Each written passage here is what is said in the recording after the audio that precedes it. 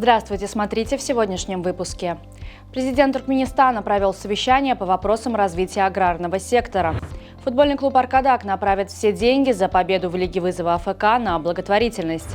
В Ашхабаде стартовала 7-я Центральноазиатская конференция по вопросам изменения климата и другие новости. Президент Туркменистана Сердар Бердымухамедов провел рабочее совещание с участием заместителя председателя Кабинета министров Атыха Алыева и Хакимов Вилаятов, на котором были рассмотрены вопросы развития аграрного сектора и текущая ситуация в регионах страны. Подводя итоги совещания, глава государства акцентировал внимание на стратегической важности аграрного сектора для национальной экономики как отрасли, обеспечивающей продовольственную безопасность страны. Президент Туркменистана Сердар Бердымухамедов подписал распоряжение о награждении денежными призами тренеров и спортсменов футбольного клуба «Аркадак». Награда присуждена, учитывая большой вклад в вывод туркменского спорта на высокий уровень, успешное выступление в высшей лиге Туркменистана и победу в финале Лиги вызова АФК. Сегодня в туркменской столице в отеле «Йылдыз» стартовала 7-я Центральноазиатская конференция по вопросам изменения климата.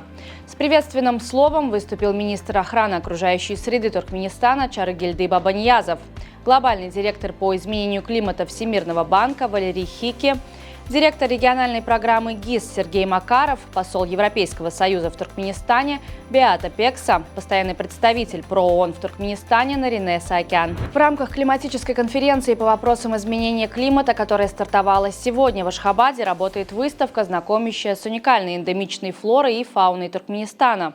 Экспонаты выставки наглядно демонстрируют биоразнообразие страны.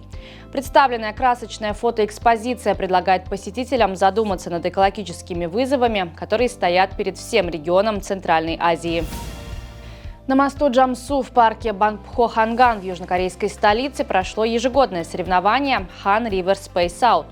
В этом году 126 участников в экстравагантных костюмах от клоунских париков и традиционных ханбоков до костюмов лам провели 90 минут в полной неподвижности и тишине.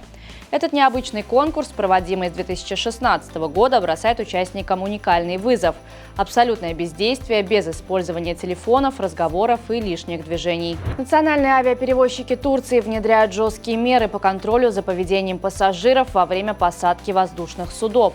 Согласно новым правилам, авиакомпании будут штрафовать путешественников, которые не соблюдают элементарные правила безопасности. Пассажиры, которые встают сразу после приземления, открывают багажные полки или игнорируют предупреждения бортпроводников, могут быть подвергнуты штрафам в соответствии с действующими правовыми нормами, отмечается в сообщении Главного управления гражданской авиации Турции.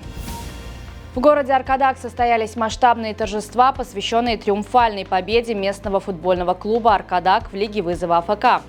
Праздничные мероприятия начались с торжественного проезда футболистов на клубном автобусе по центральным проспектам города.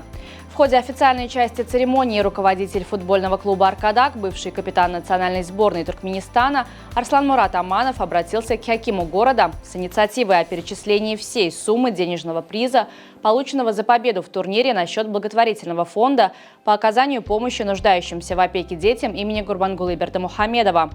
Торжественные мероприятия завершились грандиозным фейерверком, осветившим вечернее небо над городом Аркадак.